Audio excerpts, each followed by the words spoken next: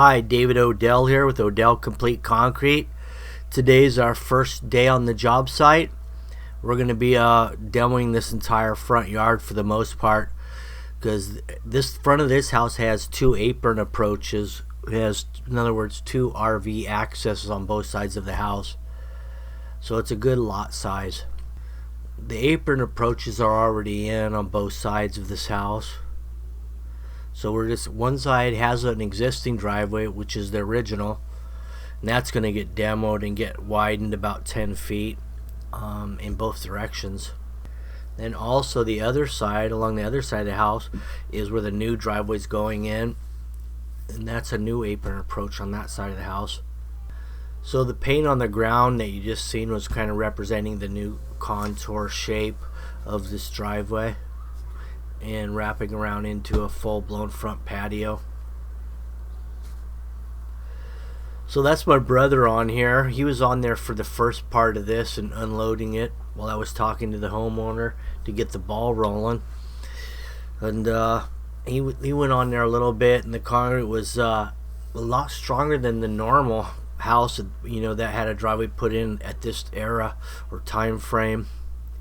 It actually was done really well. It had wire mesh in it. It had about 6 inches of road base under it. Really overkill, and it was also big rock, so they didn't pump it. So it was well put together. But the mini Vermeer knocked it out. What I did was I just created some lines.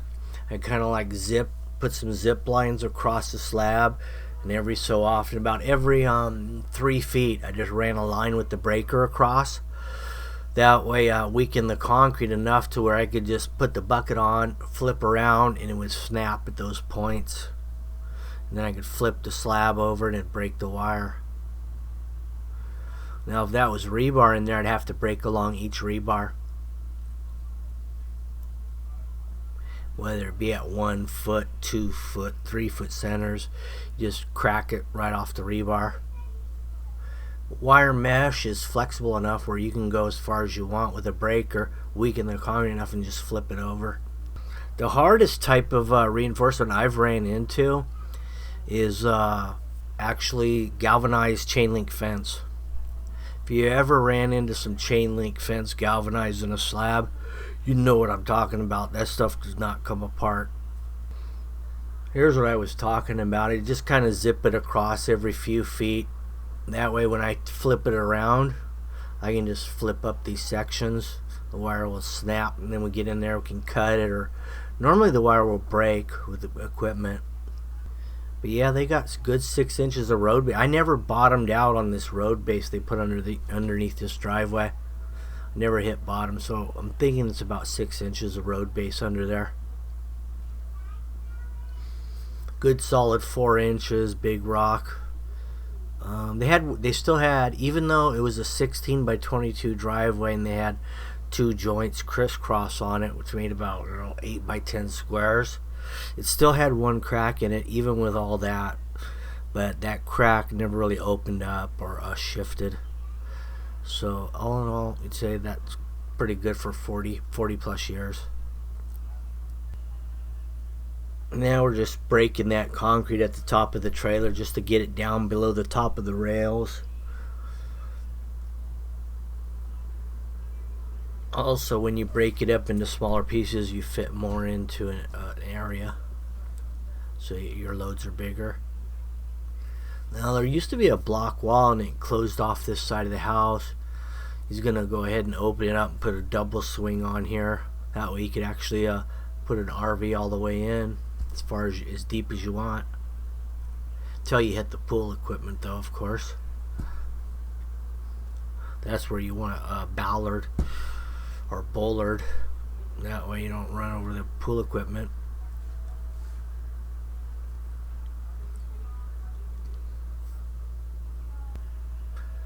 So what I found right off the bat with this Vermeer is I recommend a back brace.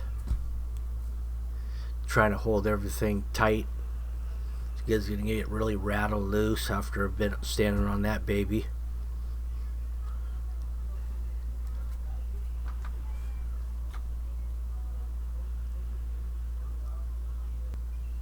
Actually, that's why my brother jumped off of it so quickly. He started getting rattled. And, oh, this is enough.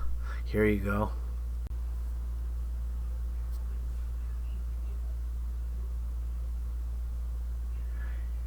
Once you get a little bit used to it, you can kind of mellow it out so it's not rattling you too hard.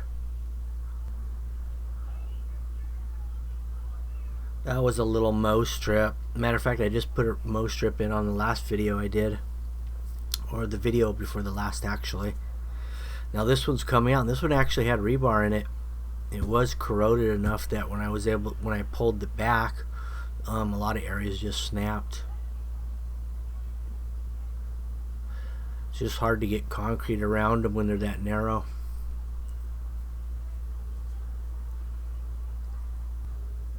So what we're going to be doing on the driveway area that we're going to be widening, we're widening the actual original driveway. That way they can drive right up alongside of the house for the RV parking. We're going to do a sand wash on that, and the other side of the house, all sand wash. The front entry patio will be wood plank stamped. It's going to be a brown and a gray color. This step's going to stay in, and it's going to get overlaid with some stonework. Here's the other side yard. It's about 9.5 feet wide here. So a lot of this dirt from the bottom end, where I have to match the height of the city sidewalk, I'm going to remove dirt and build up in the rear yard because it was too low. They had the pool deck done recently, and this was a lot higher than the side yard, so I was able to lose a lot of dirt along there. They may be putting a future property line wall in here, like 4 feet, 3 feet, 2 foot step downs to get to the street. So we're going to set back the edge of slab to allow for a potential block wall in the future. There's a saga palm that's going to get removed. Got real lucky on this particular job from start to finish with the storms and the weather that we had been having with a lot of rain. We got it removed right after the storm, and then another storm came in after we got it set up, which was on say a Friday. So it gave us 2 days dry out. We had concrete on Monday again, and it just wetted the ground just enough for a perfect pour. This whole job's going to get an actual road base on it. We're going to put about 2 to 3 inches road base throughout the entire area. And that's what really saved me when the rain came in, was that road base on here that I had compacted. It made the water run right off.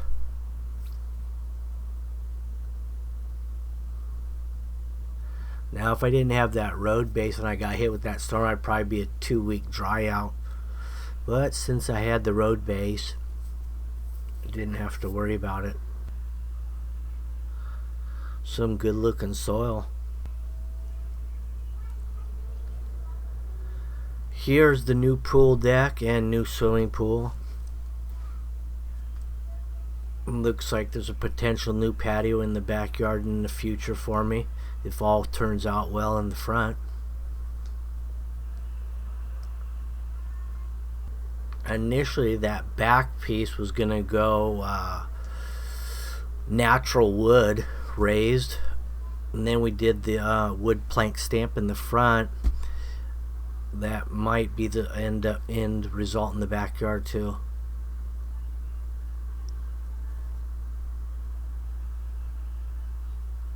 Here we are shooting the laser level in, making sure we can get slope out of this side yard without having to put a bunch of drains in.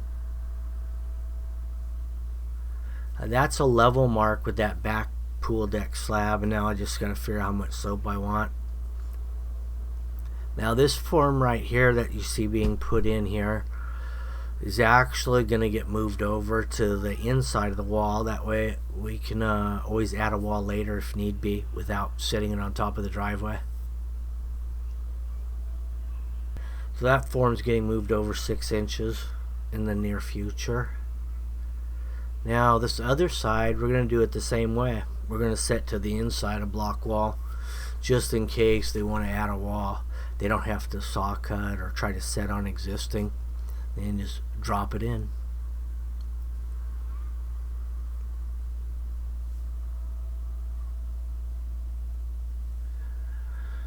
So on these driveways here, we just kind of roll them and kind of follow the contour of the land. They kind of roll from the driveway. It's not a straight grade slope, in other words, from the driveway to city sidewalk.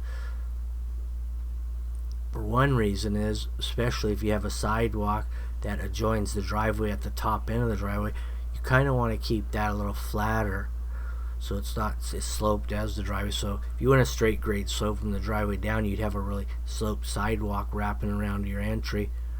So that's another good reason to roll that driveway. There goes the saga palm, and actually I was supposed to save that, I found out later, but it didn't pull out like I was hoping it would in one piece. It just kind of pulled the top off.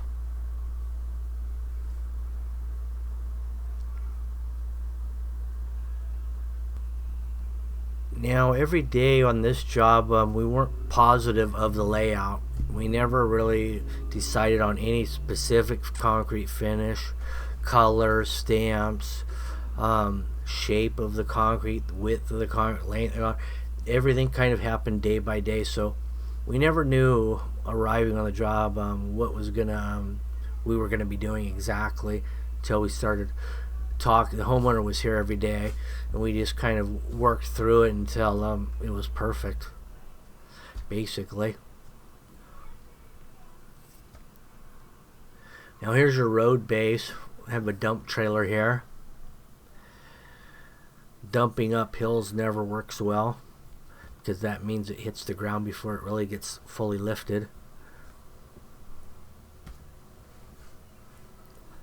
There's a blue chalk line on the wall that if it does rain, which it does actually after we get this all set up and road base and compacted, blue lines are all gone, so we re-snapped with some red, and then we didn't mind if it rained or not. Here's a couple sewer cleanouts on the side here. There's actually one visible, and there's another one, and they're directional. One is for snaking uphill and one for snaking downhill. Although they do have directional fittings for both directions with one riser, which is always a little bit cleaner, but not always legal. So in this case we got two directionals.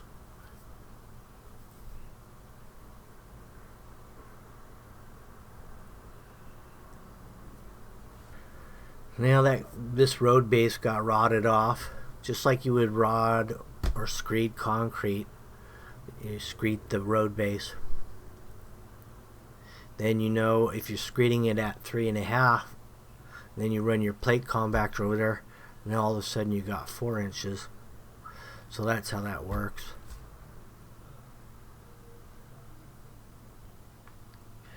That little column you see there is a real eyesore, but it's going to look really nice once the stone facade goes on it and we get a little pilaster action going on there.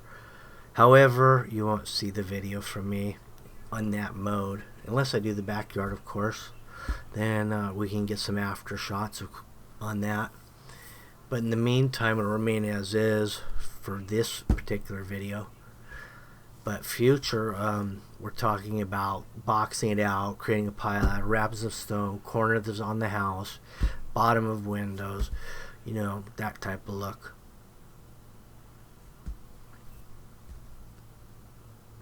Which is really popular right now down here in Southern Cal. It's kind of the trending thing.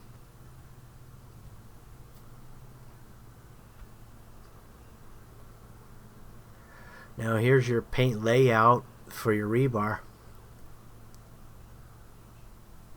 I'm rolling these out at 18-inch centers, and we're not going to use dobies. On this particular process, we're just going to hire an extra guy to man the rebar. on the pull up during the pour.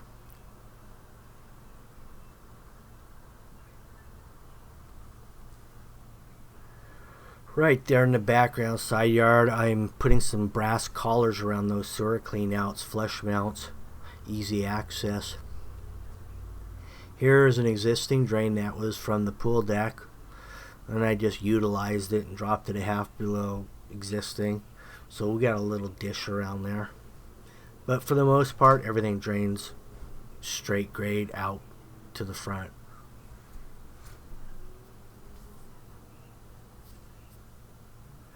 Now, the homeowner pulled out all of his old pipes while we were in process of removal and setup, and the old valves are gone.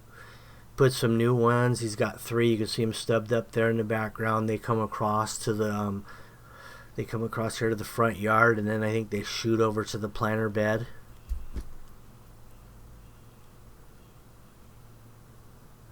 So we're gonna put a little box out underneath that pop out in the front of the house. And now we've got some 3M77 spray adhesive, sticking some foam on the wall, which works like a charm. Sure beats mason nails.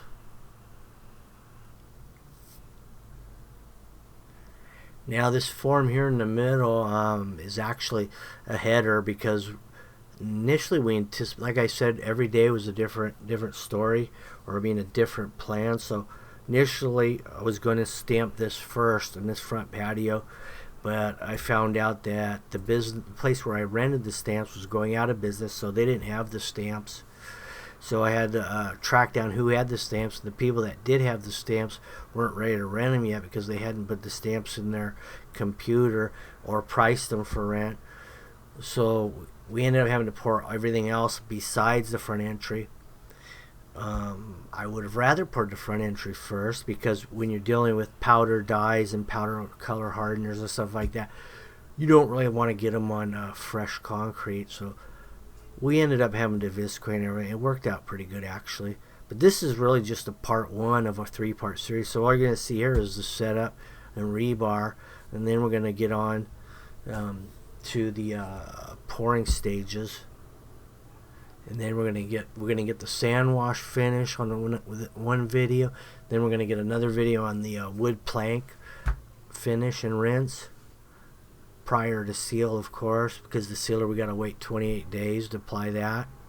Technically I've done it within 3 in a good dry heat. Actually, I pulled it off in one day. A rinse, seal, and went. But that was in Las Vegas, Nevada.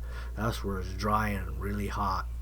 You can pour, color hardener, powder release, pressure wash, and seal one day. But it ain't gonna happen down here. It's just not hot enough. But anyway, thanks for watching, and stay tuned for part 2. We're gonna roll it out real soon. The job's complete, and we're just putting them together and rolling them out. Hit the like if you like them, and subscribe if you want to keep seeing it. Thanks. Have a good day.